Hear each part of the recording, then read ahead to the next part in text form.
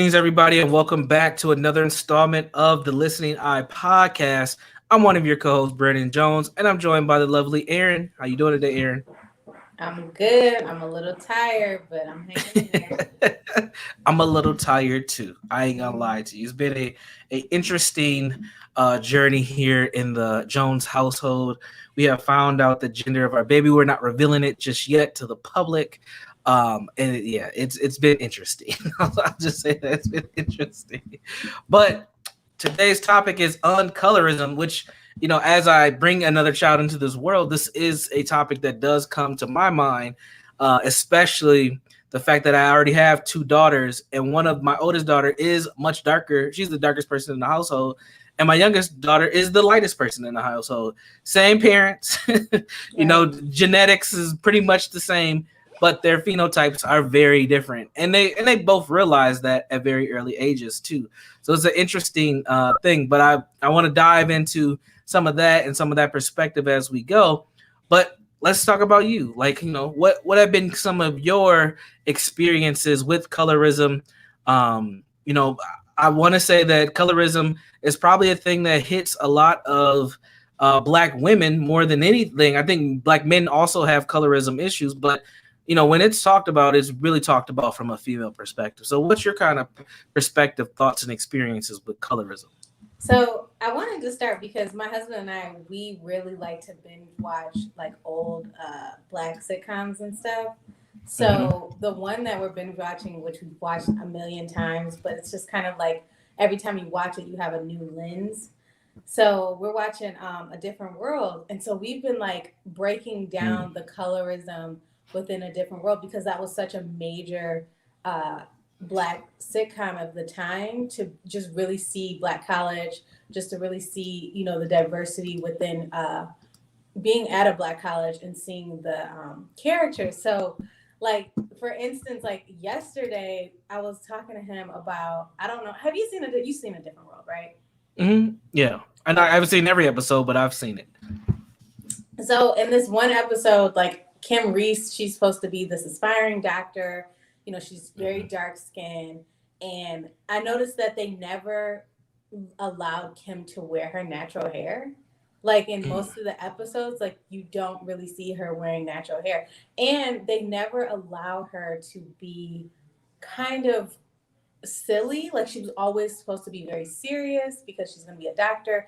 And then they kind of like asexualized her. So you would never look at Kim and be like, damn, she's bad. Like I want to get with her, right? And this is like late 80s, early 90s. Early 90s. So I'm thinking like, okay, but they totally over-sexualized like the light-skinned characters, or they gave them more depth in their character development because, you follow the storyline and they say, oh, you're supposed to have somebody that's very likable, somebody you can relate to.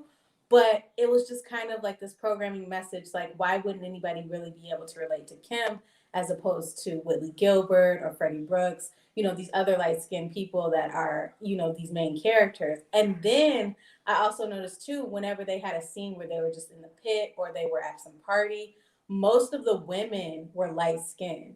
Like in the background, there was never like a very variety of color, like brown skin, dark skin, but there were a variety of color for the men.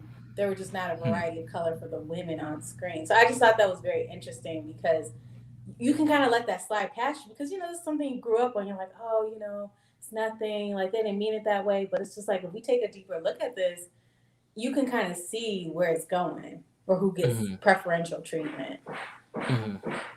Absolutely. And, I think what you just landed on is one of the core issues around colorism. I know it has, a center around white supremacy and racism, etc., but really more anti-Blackness and what we've kind of adjusted and adapted from racism. But it plays a role in preference and what is preferred and what isn't preferred. And it shows up in preference as far as dating and mating, preference in who's likable, who's not, preference in temperament. Like, you can tell when this person looks angry just because they dark skinned, or they got light skin feelings and things like that. So we put like emotional categories on people just based on how they show up, which is very interesting. I don't know if you've ever seen on YouTube, there's a bunch of videos. It's like a type of video where people just interview folks on the street. So they'll be like at a college campus, or they'll be down at South Beach or Virginia Beach or whatever, and they'll just be interviewing people like, hey, what's your preference, dark skin, light skin? And then people answer. I don't know if you've ever seen these. It's very interesting when they start asking these young black women what their preferences is. A lot of them, they'll be like, we like dark skins, we got light skins, and they're identifying these guys, these mostly guys. Sometimes they won't reference if they're like, if they're bisexual or lesbian, they won't reference the women that they like by light skin or dark skin, but the men, they just are just like identified by skin tone. And I found that very fascinating. Because I remember I like binged it one night because they're funny too, because people be saying crazy stuff.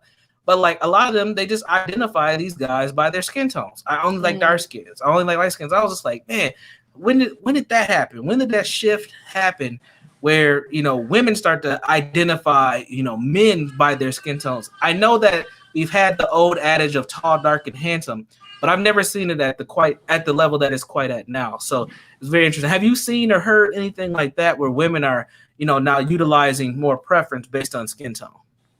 I think that, no, I haven't, but I feel like if that is going on, I feel like it probably has something to do with men being so much like, I like this one, I like that one. So now women are like, oh, we have a say so too, so let me let you know what I like. But honestly, I tell people all this all the time, and I'm not trying to be funny, but I really do feel like whoever you think that you like in your mind, your preference, most likely isn't the person that you end up with.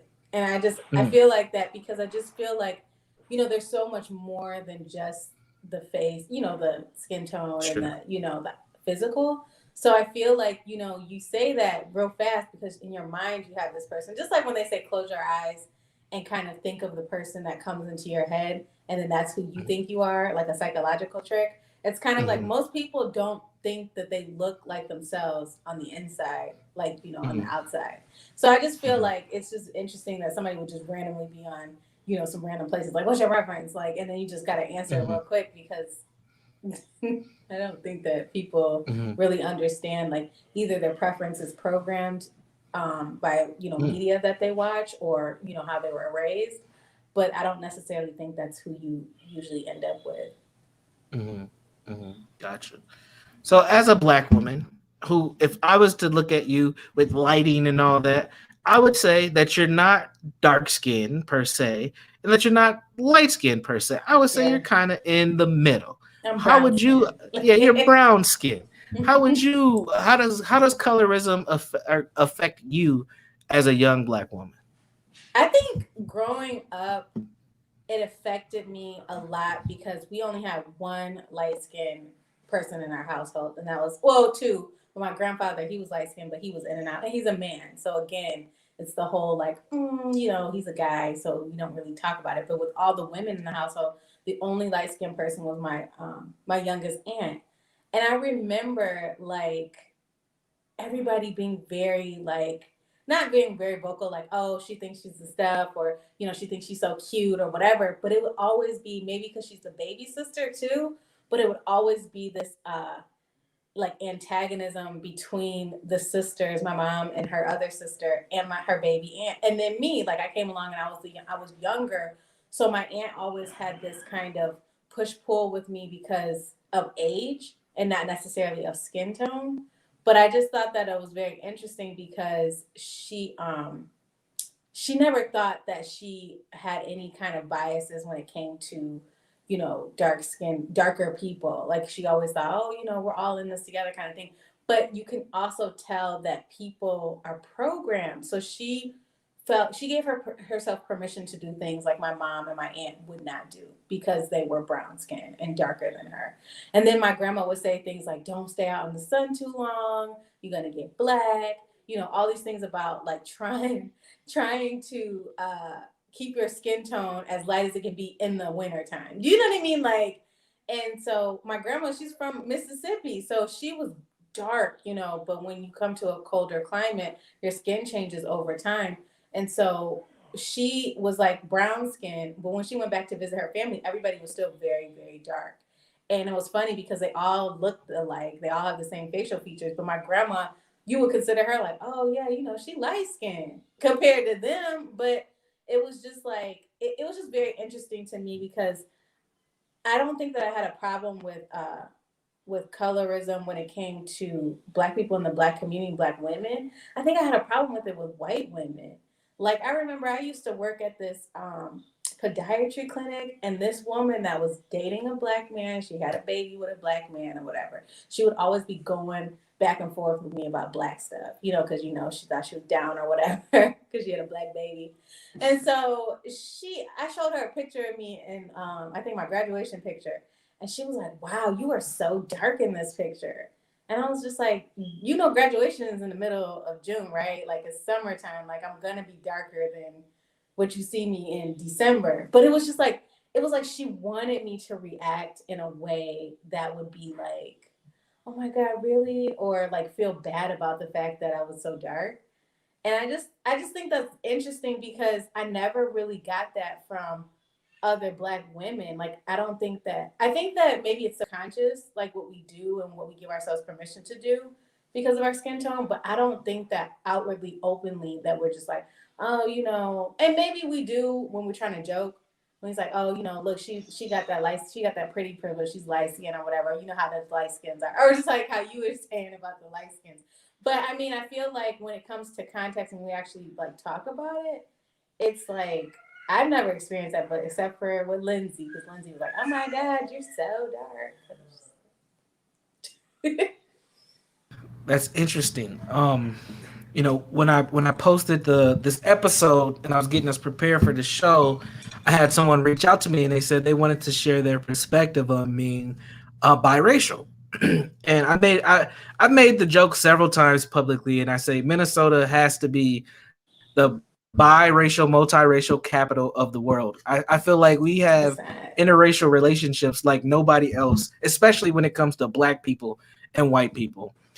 It's to the point, honestly, where when people meet me, because I'm a professional black Negro, okay? So when people meet me, they're like, "Oh, he's married." They'll ask, like, "Is your wife black?" Like I've been asked that a lot of times. It's not an assumption, and these are black folks. They want to know, like, is his wife black? Because it's so, I don't want to say it's uncommon, but it's very common to have non-black partners for black professionals here in Twin Cities.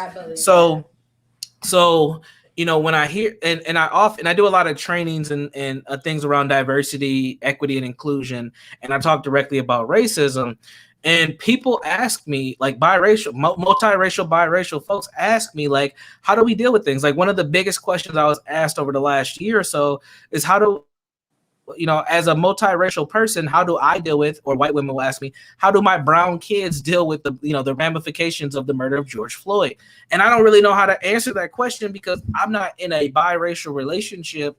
And I mean, I've semi-studied biracial dynamics and families, but I can't really answer that question because I don't have that lived experience or the professional background to answer it. And it's very tricky. And I think a lot of multiracial people or biracial folks, especially black and non-black parent folks, they get caught in this weird space, this space where like they're accepted in many different areas, but then sometimes they're fetishized, and then they get preferential treatment. So I can imagine that it creates a lot of confusion and frustration at times because it's just like you don't really fit in anywhere. But then everybody, looks at you kind of like an object in a museum or something. It's very bizarre. I don't know how to deal with it. I don't know what it is or what it looks like. And I hope that more multiracial folks are actually talking about it. My experience, my fascination, because I picked up on this when I was in college. I went to the University of Minnesota. There's a whole bunch of most of your black kids at that time, before we got a lot of second and third generation African immigrant students, most of your black students were really mixed students. And that's one of those quietly kept secrets. Like most of those folks, had a non-black parent at one point in time, and they ended up being classified as black. So I devoted my senior thesis project to doing a documentary on multiracial identity. It's on YouTube. It is trash. It's still on YouTube today. I was like one of the first people to put a documentary on YouTube, and it was an eye-opening experience because almost everybody I talked to had a white parent, and I made sure that I tried to pull people who had at least a white parent and something else to see what the differences were between how they identified, were they able to pass, etc. all the people that had a black parent and a white parent, they all could, none of them were passing for white. Even if they could, none of them were. They all felt that into the black category, which I thought was very interesting as well.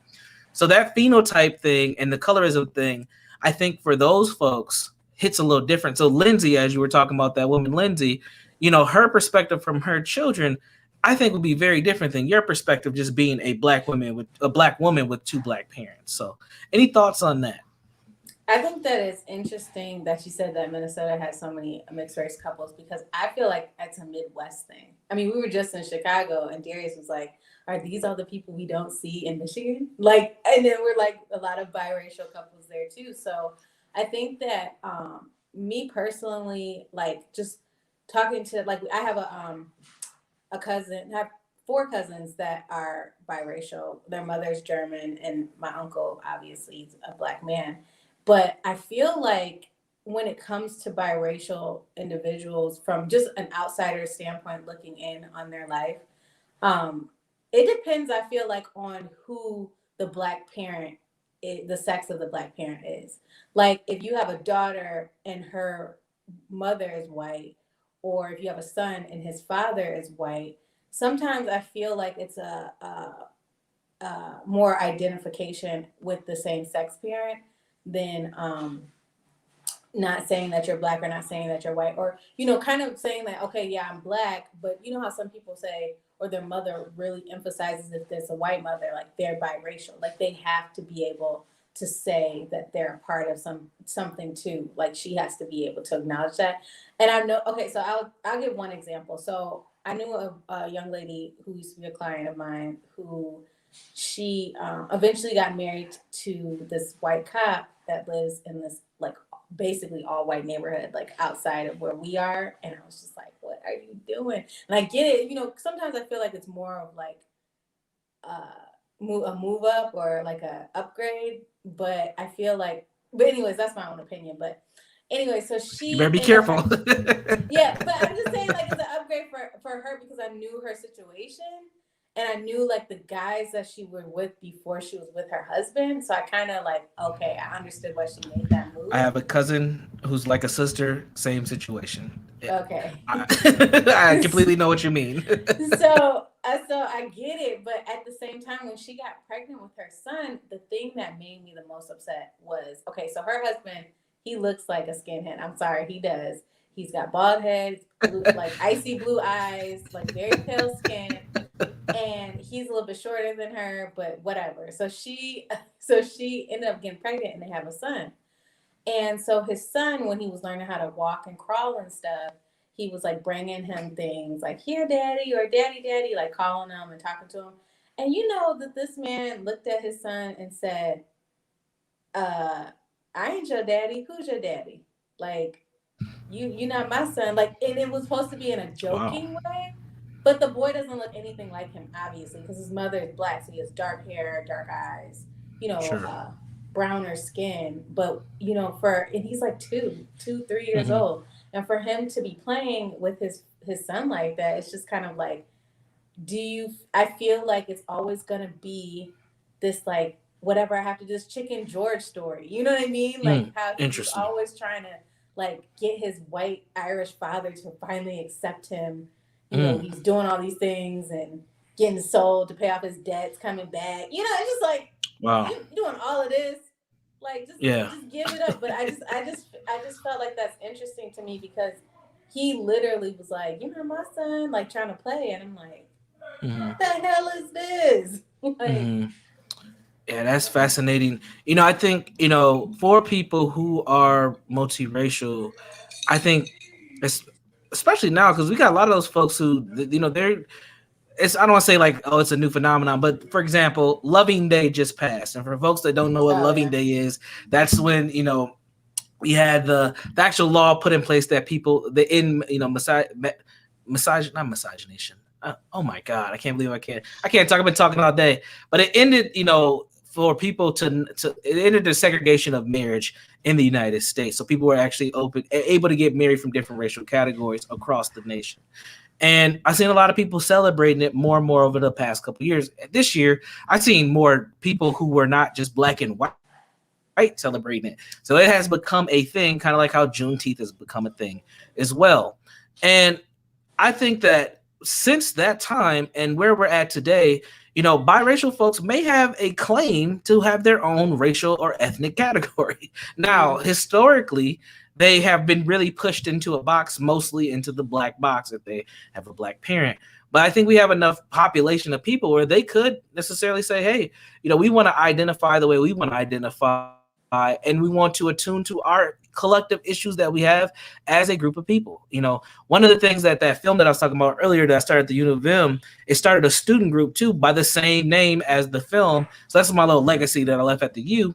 But that student group has morphed into so many different things. Like there's therapeutic clinics that focus specifically on people with multiracial identity. There's support groups, there's Facebook groups, there's these things that are happening to support around that trauma of being biracial. But I want to transition to talking about the trauma of just colorism in general, whether you have a non-white parent or not, or non-black parent or not, for us, because one of the things we often hear when we have this colorism discussion is the trauma and the picking on of people who show up one way or the other. So you're too dark and you get teased and picked on, or you're too light and you get teased and picked on. What has been your experience, or what have you seen with the teasing and the bullying and the targeting of people based on the hue of their skin? So I feel like I could start with my mom. Like, she was teased a lot. Now, she's not very dark skin, she's brown skin like me, but she was teased not necessarily because of her skin tone, but because of her African features. She had like really big lips, and like they were calling her bubblicious, and like she just felt like, my grandma being from the South too, it was always this kind of white is right. You know what I mean? Like, so it was always like she felt very insecure about how she showed up in the world, her skin tone, her African features. And I feel like for me, like even doing some self-reflecting on my own, it's the same thing. It's like this deep-seated fear, or not fear, but insecurity, that you're not worthy because you don't look a certain way. And it's not necessarily that you do believe that consciously, but it's just kind of like when you don't get that job, or when you know, don't get into that school, or when you even little interactions like going to the grocery store or going to the hospital. I mean, obviously as Black women, we know that there's an issue with birthing. And I heard a story the other day, like I was returning our rental car, and this woman said, and she's very dark skinned, she said that she was having a miscarriage and she went to an urgent care, and they were just like shuffling along, like, oh, go sit over here. And she's literally sitting here losing her baby. And they're, bringing in white patients and seeing them. And they're just like, she's like, look, if I have to wait any longer, like I don't know why I'm waiting, because I've been sitting here. And they were like, look, if you don't like it, you can leave. And she's like, I'm losing a baby. So she eventually got up and went to another hospital. And then she's, talked to a Black woman that was a patient registration person, and they got her right in. But I was just like, you do feel insecure, and it's more of an insecurity because of the programming, not necessarily because of the person who you are. It's just that you already know that you have to navigate this colorism matrix, even when it comes to dating and when it comes to just every aspect of life.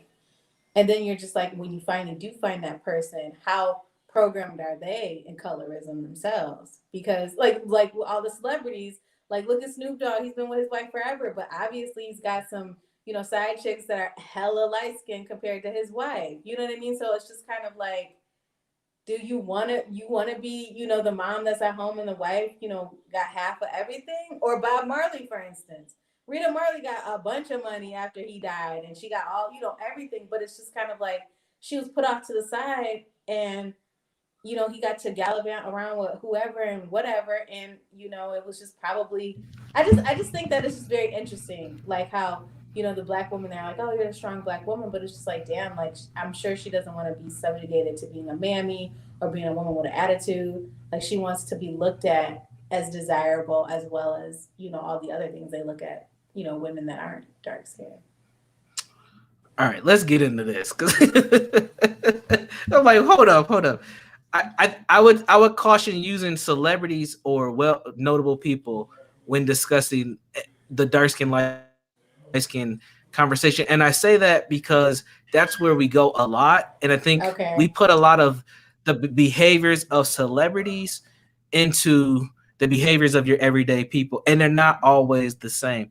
Now, the reason why we do that is something that you said earlier, is this that media influence. So if you do see these people that you idolize or you respect or you want to be like, and they always have a light skinned partner, then yeah, obviously you're going to want that as well. Just like, not too long, I mean, even today I still kind of hear it, but I remember, 5 years ago, it was very common to hear people talking about, hear black men talk about, I want somebody who's foreign, I want a foreign chick. And then all the girls started looking the same because they all went and got the same BBL surgery, and now they all look the same. So you don't hear it as much, but the idea is still there. You want something exotic, you want something foreign, which means you want something not like what you have, right where you're at. Right. But I would caution the celebrity piece because, and this is where Kevin Samuels comes. I feel like I talk about Kevin Samuels every live stream I do, but this is where he comes, where we're talking about people who have certain means, men more specifically, end up having different types of relationships with women. And I don't think, and I think that this is an old adage that is not true to today's standard of celebrity, where you have the dark skinned wife at home and then the athlete or the entertainer who's out here gallivanting with all the light skinned women. Like that, that's not, that may have been something that happened in the 90s. That ain't happening too much today. Everybody's getting a freak on the celebrity level. We have gotten to a place That's true. where it's crazy. And I only say that because I know people who are celebrities. Not a lot. I ain't saying I'm famous, but I know folks who are in that space and how they operate. And it's not what we as the common folks think. It's not the same. And I think we hang on to those narratives and those talking points because it gives us an opportunity to point the finger at somebody instead of just looking at how we do these things and how we perpetrate this. Because you're right, it happens, and it sets up way before people even get famous and become celebrities. Like, think about like having children. I can think, I know tons of people who I've done therapy with, or just like friends or even colleagues that have talked to me about, when they're getting ready to have a baby, and how, their people in their family say, oh, we got to see how dark that baby's going to be, or that baby going to have good hair. Like, that's where that stuff starts. It doesn't start with the celebrities. It starts right where we're already at. We start setting up this anti-black kind of narrative for what we want to be acceptable and what we don't. Now, at some point, we have to just love and accept folks for no matter how they are. But I think that when we start pointing at celebrities, we miss like the common day things that happen that really infuse this and really chip away at us as people. Like, I've had clients who literally the core focus of their therapeutic, why they came into therapy and their focus of therapeutic treatment was due to them being ousted by one of their parents, typically their mother, about how dark they were or how light they were, or how they thought they were too good because they were the lightest one in the house and they always had an attitude, when the client never had an attitude. It was just a perception of how the mom had her own issues around self-hatred. So then she perpetrated those things onto her daughter. That is the dangerous stuff that we really need to focus on. It ain't who's sleeping with who on a celebrity level, because as T.I. and Tiny already kind of showed us, people are getting a freak on in many different ways. So I'm just saying. But go ahead. No, I just wanted to bring that up, I guess, to bring it back to what you were talking about. Like, I think that we don't necessarily understand like how deep it goes. Like what you said, like, I mean, our parents don't have as much media focus in front of them as we do, right? But the thing is, it's just like those same things are coming up in households even to this day. Like, oh, that baby, I hope she comes out with my hazel eyes, or, things like that. But it's just like, okay, when you say those things, and say, for instance, it's our generation, millennials, what do you think is being shown in front of us every day for people to say, hey, I kind of want my baby to look like this.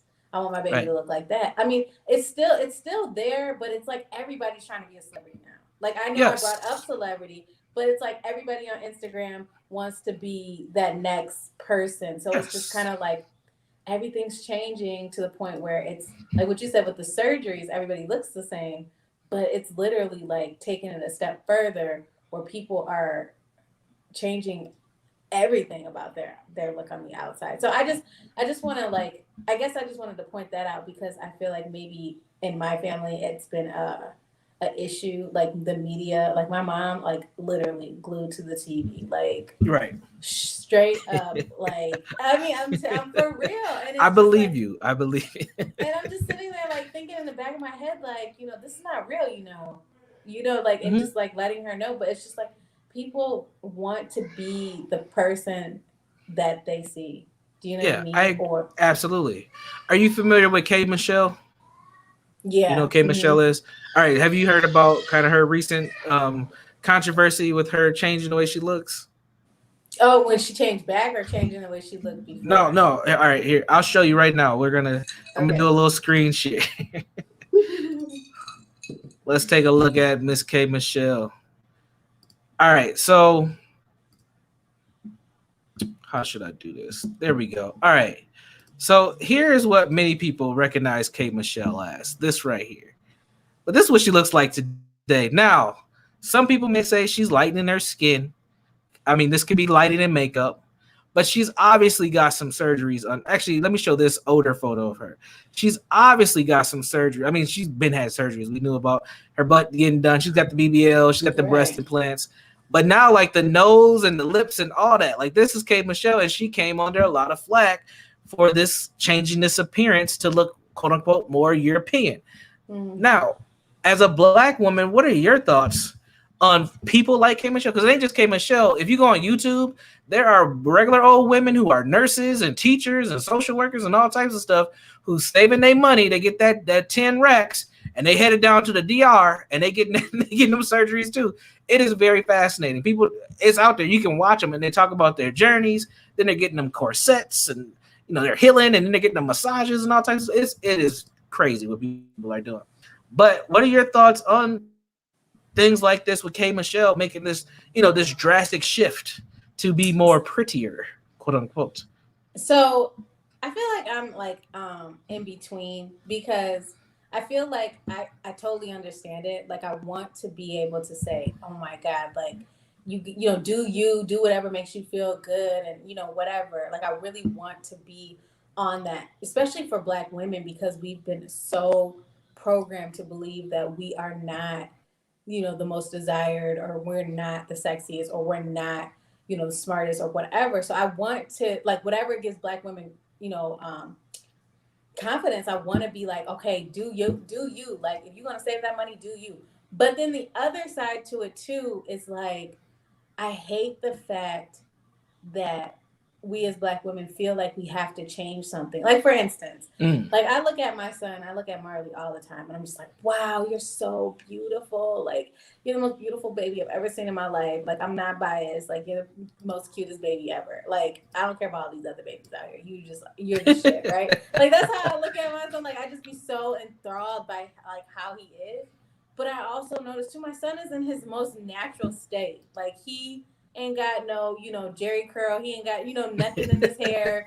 He's not like, you know what I'm saying? Like, he's not doing anything to change how he is. And so I always, have to kind of remind myself, like, if he's so great, why don't you feel like you're so great too? Do you know what I mean? Like, so it's just kind of like, I feel like it's deeper than just being like, girl, I'm about to go get this surgery, because I'm going to be looking good. And, I already look good. I'm already the shit, but, I'm going to be just get an enhancement. Because I feel like it's not just an enhancement. I feel like there's something there deeper that's telling you that you need to do this for whatever reason.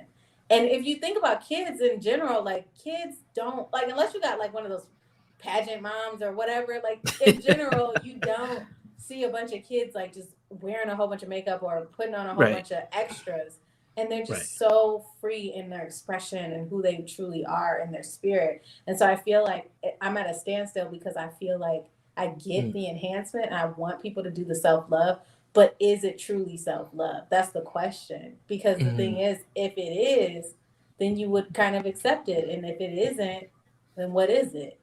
Do you know what I mean? Yeah, that's my perspective. Okay, cool. Yeah. I don't have a perspective. I get in You trouble when have I a go in this chair perspective. too. Go ahead. No, tell it. Tell it. No. I think that when it comes to what women want and their beauty standards, that's on them. I wish that we didn't have so many women desiring to have these surgeries to look these particular ways. Because honestly, a lot of these women are just starting to look the same. Like I'm on Yeah, Instagram, it's true. I see them. A lot of them just start to look the same to me. And I feel like a lot of women are risking. I mean, we've had a lot of tragedy tales with these surgeries as well, and they're risking their lives to look a particular way instead of just accepting how they look. Now, if a woman has some kind of like deformity or something that they don't enjoy about themselves and they want to get that fixed or enhanced, I think that that's okay. I don't see nothing wrong with that. But I think that when you're doing it just to and your body is fine and you're doing it just to feel better or meet a standard to look like another person, that's when it gets a little bizarre to me. Another thing too, from my perspective, is when people get multiple surgeries on the same thing over and over. I think when it gets to that level, we're creeping into mental illness kind of concerns, Yeah. which is legit. And there are people who will get multiple different chest surgeries or get Like their body nose done image. multiple times. Absolutely. And most of the time, those are women. But sometimes there's men who do that. They'll get their calves done several different times, things like that. I think usually when you're getting into that space, you're creeping into mental health territory. So for me, you do what you got to do. At the end of the day, we're Americans. American people are gonna enhance what they want to enhance, That's do what they're true. gonna do. But make sure you what if you're make sure. My thing is like I think about it from being a father perspective. Like if my daughters was like, Dad, for my 18th birthday, I'm going to Dominican Republic, get my breast done. I'll be like, oh hell no, no you ain't.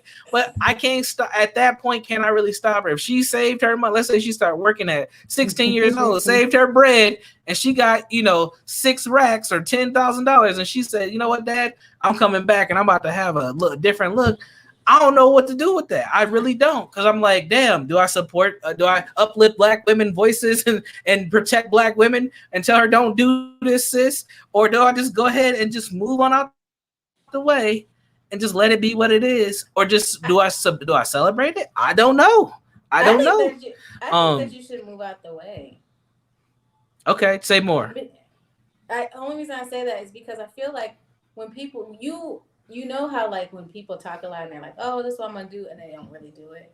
I feel like go ahead and let them do it, because whatever the deeper issue is, it's gonna come back full circle. Maybe, Mm, 2 years from that, hypothetical situation with your daughter getting her breast done, she might yeah. be like, oh man, like I just found out that, I can't breastfeed with these new breasts. And that's something Mm, that, I really wanted to do. Like now it's full circle. Like why did she get her breast done in the first place? What's the deeper thing there? What's wrong with her mm-hmm. breast now? You know what I mean? Like so Yeah. I just feel like just with anybody doing anything, and I really wanted to say things too, Brandon. I really want to be like on the picket fence forefront, like, no, don't do it, and just be all on one side.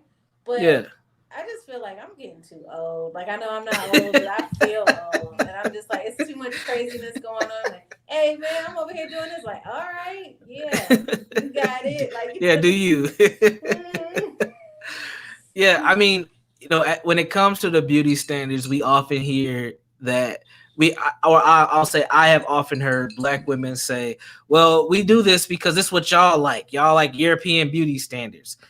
What do you think about that? I think that is true. I think that it's not Okay. always true, but I do think that with the programming, I mean, it's especially like men being so visual. Like I feel like even okay, because I'm gonna be completely honest, and I know that my husband might get mad, but like his great grandfather had like white Playboy.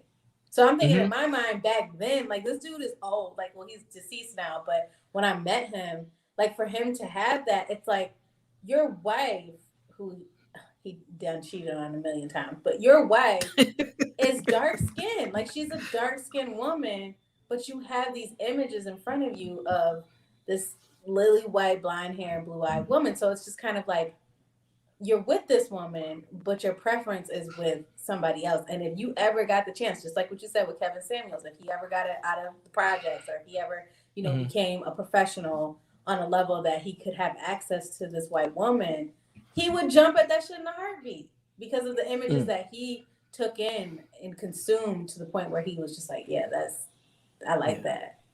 Yeah. Exercising your options. Yeah. Got it.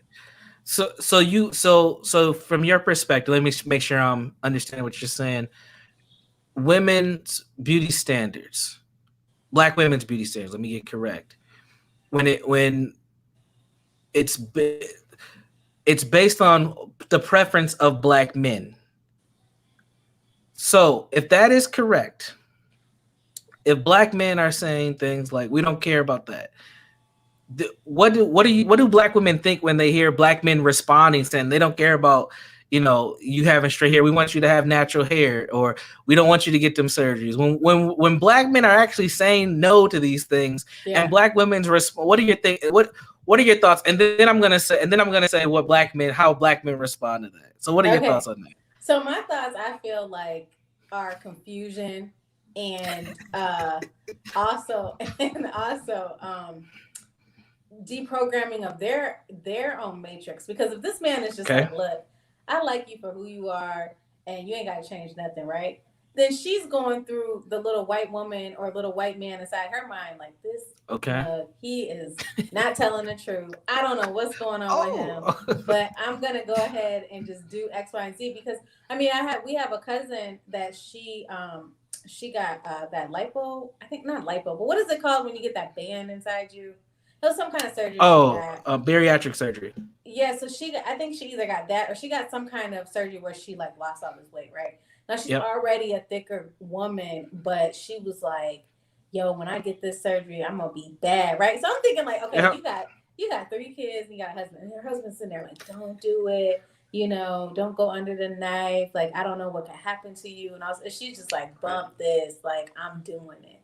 Because that's the culture. But so in my mind, here's a man that has had, she's shared 3 children with, that obviously loves her and doesn't agree. It's kind of like, what still made her push that button? Like, I'm doing it anyway. I don't care what you're saying. And I think it has a lot to do with our media. And I think that it has a lot to do with the conditioning that Black women have to decondition, because they are confused. Like, if you asked her like, oh, well, T said he don't want you to do it. And then you're just like, yeah, I don't care what he's saying because, he can do him and I'm going to do me. Like, I'm my own individual person, whatever. It's just kind of like, to me, I think that they're confused, or they're just going to do it anyway. They might not be confused, but the thing is, it's just like, maybe that's really them. Maybe the person that, he married was really somebody that wanted to be somebody else. Interesting. That's a very interesting perspective. I feel like you're hitting on something where I've thought about this too. I'm like, I don't think a lot of times it's what the men prefers. I think a lot of times it's women just that's what they want. And I wish that they would just say women prefer. It's what other women prefer. Bingo! Y'all do it for yourselves and to compete with other women. That's why. It's a military strategy, I guess. Oh, wait a minute. All right, Sister Warrior Queen, tell me more. What do you mean? It's a military strategy. That's what Dr. Layla Africa said in one of his videos. He said, when women get ready, like say she's going out on a date, or she knows that she's going to be seen by a lot of people, and she's about to, go out with a man or whatever, go out with her man. It's like she takes forever to get ready because she's putting on her military kind of strategy to make sure she's the baddest one there. So then her man won't be looking at nobody else. But my thing is, it's just like, people gonna look. You know what I mean? Like, it's just, but that's why I feel like so many people are starting to look like each other. Like you said, everybody's looking the same. Because it's a military thing. Like, damn, man, she got her booty done. Look at how that look. Okay, I gotta get mine done because I gotta compete with her. Like, look at the dudes that she talked to. I'm gonna go try to, it's all strategic. But then at the same time, it's like, does it leave room for true creativity? Because if everybody looks the same, like, somebody could tell you tomorrow to go do something, you'd be like, oh yeah, I'm gonna do it. I think there's a lot of creativity that ends up being missed and lacked when it comes to that. Like, even when I look at some of the bigger, like, Black women influencers, a lot of them start to emulate one another. Like, there's not a lot of, I don't know if they're, well, I don't want to say that. I think a lot of them do have their own styles, but they end up kind of falling in the same lanes. Like, all right, this one's a fashion designer, this one's a makeup artist, this one's, a creative writer, and they stay in these kind of little like lanes, and I'm like, man, there's so much more that could probably be done that doesn't get celebrated or highlighted. Like there's a lot of popular, not a lot, but there's a few popular like Black female anime women, or they're on Twitch and they're doing gaming and stuff like that. And it's like them women don't really get highlighted. They get celebrated by other communities, but in our community they don't. And I think that goes along with the conditioning, because those women do similar things. They do the makeup and all that stuff too.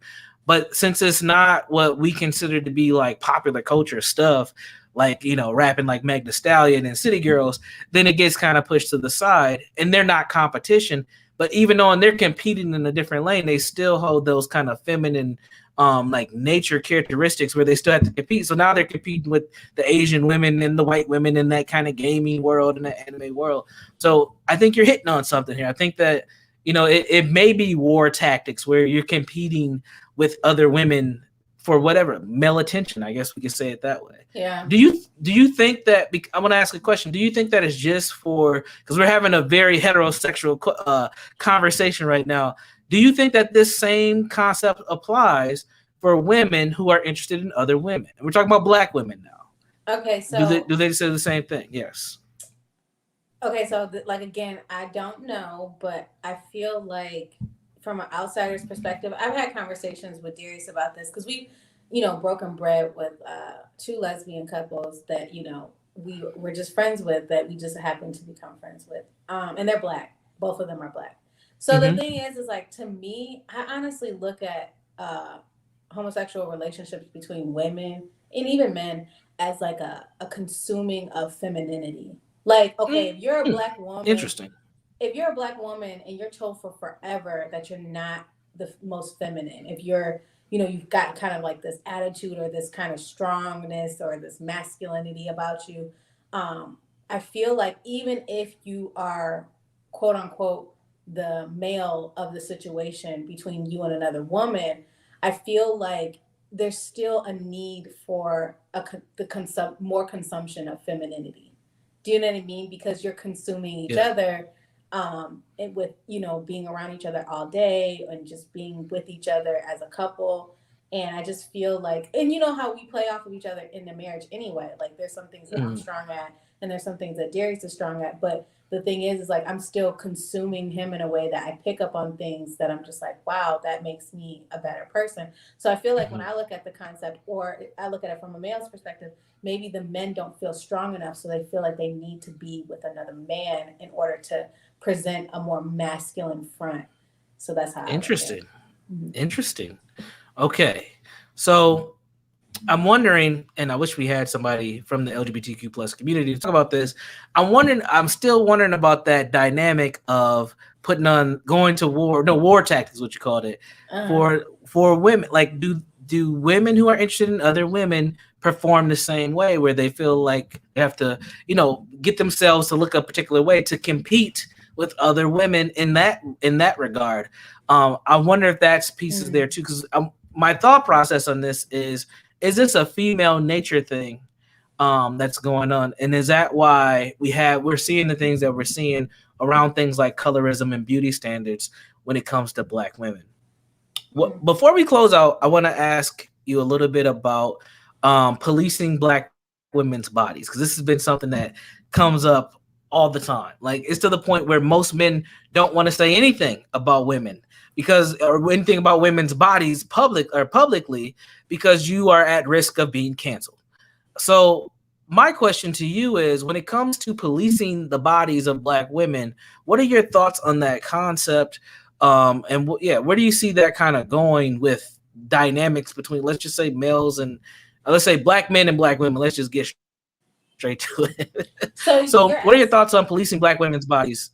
Yep, go ahead. So you're asking me if from a Black man's perspective, like what I feel about him policing a Black woman's body? Is that what you're asking? No, what do you think about policing Black women's bodies, period? From your perspective. Oh, okay. Yes. I think that honestly, you know how when you hear that remark that says, you don't know nothing. I mean, you know a lot, you think you know a lot, but you don't know nothing. Like, Mm-hmm. I think that when it comes to Black women specifically, we can be so extra critical of our bodies and each other's bodies because of the white supremacist structure that we live under. Mm-hmm. So everything still goes back to that tree of life of white supremacy when it comes to body image and bodies and things of that nature. And I know that it's switching in a way, like where more thicker women are being accepted, the hips and the butt and the breasts and things like that, as if, from my parents' generation in the 80s, that was totally like, no, you're just fat ass. But the thing is, I feel like it's true. Like, if you didn't have a dancer's body, if you weren't like, flat on both sides, like, people wasn't trying to talk to you. But I feel like in our community now, it's so what do I want to say? It's so insidious because it's inside. So most people, like what you said, most people aren't gonna say publicly like, oh yeah, she's disgusting, or I can't believe she's let herself go, or whatever. But deep down inside, they believe those things because they're still acting from a white supremacy structure of what beauty is and what femininity is. I mean, my own aunt, the light skinned aunt that I was just talking about, she was like, she could never see a Black woman as feminine. Never. Wow. In her mind, like and this was a personal conversation, and I know sure. she might be pissed, but I just had to put it out there because I'm just like, damn, well, what about us? Like, what about your family and the people that you come from? And it's just like, I really do believe deep down inside that people are policing bodies because they don't like the body that they're in. Like, she's light, and you would think, okay, you got all kinds of privilege working for you, the colorism spectrum, you good and all this stuff. But it's just like, you ever feel like, when you said about the biracial people, how they feel like, they have a lot of trauma behind being biracial. It's always that kind of like, damn, if I was just a shade lighter, or I could almost touch it kind of thing. And I feel like she's pissed that she can't touch it. Like, wow. It's ridiculous. And I know that, but it's painful to hear because I'm not like her, and she's in my family. Sure. And for her to say that, I'm like, damn, I done had a whole baby and I'm not feminine. Like, you know what I mean? Like, so. Wow. Right. Yeah. Wow. Do you think that? She does. Oh my God. Now that's interesting, your answer, because a lot of times we talk about body policing or even body shaming. A lot of times it's geared towards men making comments versus women who do the same thing. So I found that answer very interesting. Now, I want to ask a question about colorism when it comes to kind of this body shaming piece. And I always wonder, like, if we had examples of women that we talk about the body, like, for example, Lizzo. All right. If Lizzo was light skinned, do you think that she would have a different level of fame or notoriety? Because she gets a lot of flack, but she's also very popular. If she was light skinned, this hypothetically, do you think that it would be a different approach to her? I think that if she was light skinned, she may be, I mean, she's popular, but she may be bigger than what she is now. Okay. You know what I mean? Like, she'd be more likable, because I mean, it don't matter about her being big. Everybody big now. You know what I'm saying? Like, people are not, small the way they used to be, and everybody globally is getting bigger with, what we're eating, our environment, our climate, and things like that. So I don't think her weight has anything to do with it. But if she was light skinned, I do believe that she probably would be more, she would be pushed out more, like, globally. Like that one chick, Amy Schumer. Like, I be looking at, wait a minute. Her. You know what I'm talking about? Yeah, I know Amy Schumer. She's not as big as Lizzo, but yeah, I know what you mean, though. But you know what I'm trying to say? Like, she's a bigger woman and she's white, but she seems to have access in ways that maybe Lizzo wouldn't have access. Do you know what I'm saying? Yes, I do. Okay. And she's not that funny either. But I know. That's what I'm trying to say. Like, that's a whole nother thing. Be like mediocre at best. So I'm trying to think of a bigger light-skinned woman that we know, like, that's notable. Wasn't it? What was her name? Something Ashley Graham. Was her name Ashley Graham? I don't know. Anyway, we can move on. Was she like a model? She's a model. Yeah, she's a model. I don't know if she's light skinned. Well, she's kind of got some brown skin on there. But I don't think she's big as Lizzo. I don't know. Not big as in size. I'm talking about I notoriety. know It's what you just mean. I know what you mean. okay. Just to make that clear. Yeah, I don't know. I don't know if Beyonce, if someone Beyonce's complexion, which I don't think Beyonce is that light, but if Lizzo was as light as Beyonce, would she have a different level of notoriety? I don't know. I don't know how colorism plays into that type of politics, but I would be surprised if it didn't. I'd be surprised if it didn't. So any questions for you as we get ready to wrap up in the next few minutes? I threw a lot at you. I was trying to I was trying to hear your listening eye and trying to hear your perspective on this issue of colorism, because I do feel like it is a very black woman concept to discuss. I remember being on college campuses having these dialogues around colorism and feeling like, should I say anything? Like, should I even be here? Because it was a very black woman dominated conversation. So any thoughts or questions from you? Yeah, so I guess my one question is, you said on a couple of podcasts that what your mom told you made steer clear of mixed women. So my thing is like, do you feel like if you were ever instilled with that you would still have the preference that you have, like from your wife being a black woman, or would you be more open to all women?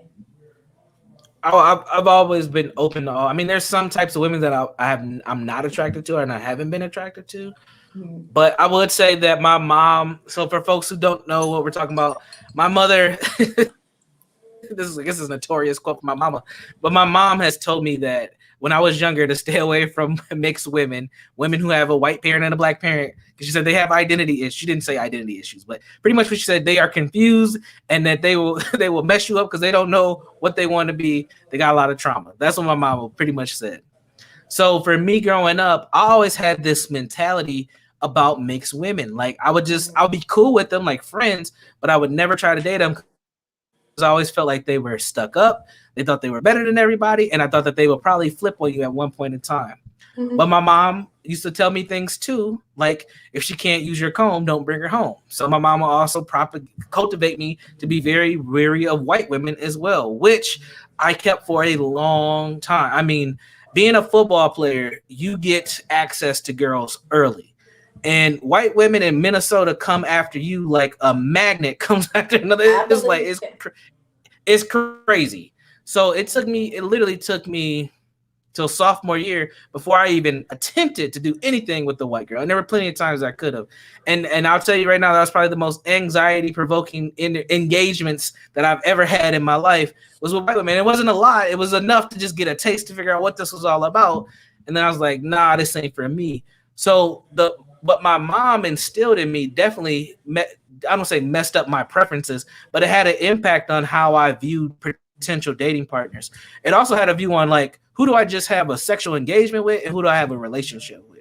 Wow. Most of my actual girlfriends were dark skinned or my complexion women, the long-term girlfriends.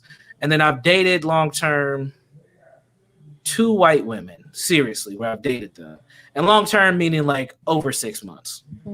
So for me, absolutely, my mom's influence was huge, but also I had a lot of things around me reinforce the things that she was saying, like stay away from white women. When I seen Rosewood, I was like, hell no, I ain't never talked to a white woman because that could just tear if that can tear up a whole town, right. I'm good. So when I got to college and I'm on University of Minnesota, ain't nothing but white women. I mean, it's nobody's everywhere. And then you look like an athlete. You look like you on the football team. You know the football players. They were coming after you. And it was at some point I just had to break and say, okay, let me just give it a try.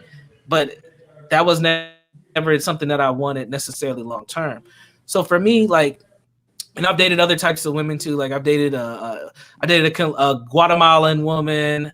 I've dated an Indian woman from India. I've dated Somali women. Like, so I've had other types of women that not necessarily, born in America. Like they came here at one point in time as well. So it's been a journey and an experience. But ultimately, I knew, and I think it was also the space that I was in, that I wanted to long-term be with a black woman. So I was on this journey of becoming extremely pro-black. Like I was like, let me figure out, let me find a sister for me that works. But I'll be honest though, there was also particular characteristics that I looked for in the black woman that I would date. Like I had a mindset of, okay, I need a black woman that fits a particular profile for me, so this can work long term. So yeah. So my next question, I guess, I don't know if we have enough time, but I Yeah, we good. basically was thinking that, like, what do you think about that nowadays? Now, what you're saying with, Minnesota being like this hub for biracial couples, like, Mm-hmm. I'm thinking about people our age, like millennials and younger. Like, what do you think this means? Like, because if that was such a big deal for you being a ball player and these girls are coming Yeah. at you like white on rice, and I will say that I feel like they come at you even harder when they know that you have a black spouse. And I just think, Oh, now, yeah. yeah, Yeah, because it's different now. Yeah. because the thing is just like, it's some type of insecurity in them because they know that, society speaking, that they're the cream of the crop. If you are athlete and you go higher up in the ranks of, professionalism, that they're basically, the choice. So it's kind of like, from my perspective and being married, I've noticed that they do assume that I'm white because my name is Erin and I'm from Ann Arbor. Mm-hmm. So when Derry says, "Oh, my wife Mm-hmm. is from Ann Arbor," her name's Erin, they automatically assume that I'm white and Irish or something. Mm-hmm. Even on interviews, they assume that I'm white. Mm-hmm. But Mm-hmm. when I walk into a room or he shows them a picture, it's kind of like, I notice that oh, she's pretty, right? But if I was to meet them or say I have my son with me, totally not even in the picture. Oh my God, is this your son? Like, damn, I'm not Yeah. standing here. Like, Yeah. this is his wife too. And then Darius was like, yeah, this is my wife too. And then it's just like, she knows she saw me. Like, if I'm pushing a Mm-hmm. stroller, you're automatically going to the baby and then you're not going to me because I'm his wife. Yeah. So I just feel like whenever you're a professional or you're somebody that they feel is doing something that normally black men won't do, they can be very aggressive as well, in the Mm-hmm. sense of, how do you have this black family and all that. So we can go down the rabbit hole with that. But anyways, what I want to go back to the question is like, what do you feel about it now with so many people being in biracial relationships in a way that maybe we missed, or maybe we didn't miss because we were in those relationships? Like, what do you think the thing is now? Like, are people programmed to be with somebody that doesn't look like them, or do you feel really like they're just going after a personality, or like, what do you think? I from what I think and what I see, actually I have a theory on this, is I think Ooh. that race has become a lot less of a factor for dating than it was for us when we were growing up. Even for us, I would say it was looser than our parents' generation and even back then. And I think we're entering a place now where it doesn't matter anymore. If I know people who were born 1999, right? They're 20, 21, almost 22 years old, and they're not thinking about if this person is black or not. They're thinking about how exotic they are. They're thinking about what this person can offer them. And a lot of them ain't even thinking about dating long term. A lot of them is just thinking about, let's have a good time while we can, and that's it. Right. So for me, I think that it's changed. I think that having such a race conscious dating strategy is a lot less effective. What I do see though, when it comes to race, is a lot of younger people trying to stay away from black women because they have to deal with too much from what they say. So it's like black women, they're just bringing too much energy. So I'm going to avoid them. That is something that I do see and that I hear in a lot of circles. And there's a lot of conversation to go there. This is from young black men saying this, or other men? It's actually from both. I've heard black women talk about, well, what it's the old adage of where are the good men at? Like it's the new version of that conversation, and the black men why they're not available, which they still are. We look at statistics. When black men get married, they get married black women way more than any other group. But when we look, this is what I was talking about earlier about looking at celebrities as example, which is such a small sample size. We get jaded and think that that's where a lot of people are. But I think, when it comes to dating, when it comes to interracial relationships, it is more common and more quote unquote accepted, and it is to be expected. If you watch commercials, which most people don't anymore. But if you just happen to catch them, you are going to see a multiracial family. This is where we are in today's society, and we have to be there. There's been tons of people, sociologists, other types of folks who've talked about the tanning of America. We are already headed in this direction. So to me, what I've seen is that multiracial relationships are going to be the norm. The chances of my daughters ending up with a black man as their partner is going to be significantly reduced once they start dating. That I do understand. And do you think that's because of where they're located? Like if they were globally somewhere That's part of it. Yeah. Yeah, I think that's part of it. But I also think that's the push for where we are in America. Yeah. I see. Yeah, I think that I just think that is interesting, like where we are, and even like what you said with our generation being looser.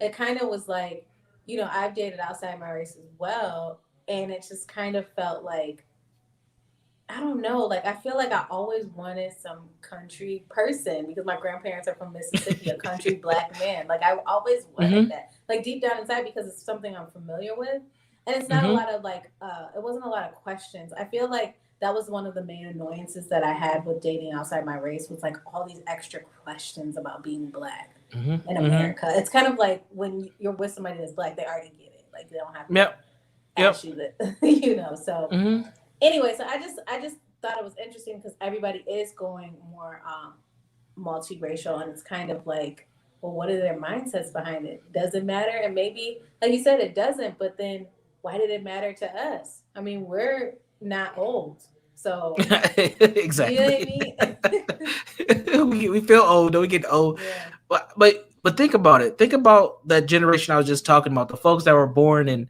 97, 98, 99, 2000, and now they're approaching their early 20s. They grew up in a world where they had a black president. They've seen, black news anchors, and, granted, they probably ain't seen a lot of black teachers, but they've seen these things that we didn't really see. So their perspective on inclusion in the world is very different. Even though we got so much more ways to go, their perspective is just different. And they're seeing more interracial relationships. They're seeing Kanye and Kim Kardashian before they got divorced, right? They're seeing these things. So it is a norm. If we look at just the influences around folks and their worldviews, that is the norm to have an interracial relationship as we move forward. Well, if it's not the norm, it's going to be the norm moving forward. And I think, probably in the next 8 years or so, when we start doing census and all that stuff, we're going to start seeing more of a intermingled population where biracialism, or whatever we want to call it, may become its own ethnicity. So, we went all over the place on this one. So we talked about dating preferences, body shaming, colorism, and beauty standards. But it was a constructive dialogue. Any final thoughts from you before we wrap up? No, I think I just wanted to ask you about what I was asking about the mixed women.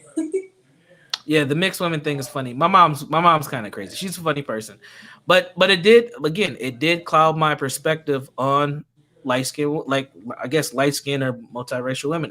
I would avoid them. I would never try to date them. I would always be cool with them because my mom told me that they were crazy, and I was like, yeah, I ain't dealing with that. So these are the things that show up in people's lives, unfortunately. So, all right, folks, that is going to wrap us up for another episode of The Listening Eye. Thanks for tuning in. We will be back next week with another installment. Be sure to subscribe to the YouTube channel and give us some likes and share the video if you found it constructive.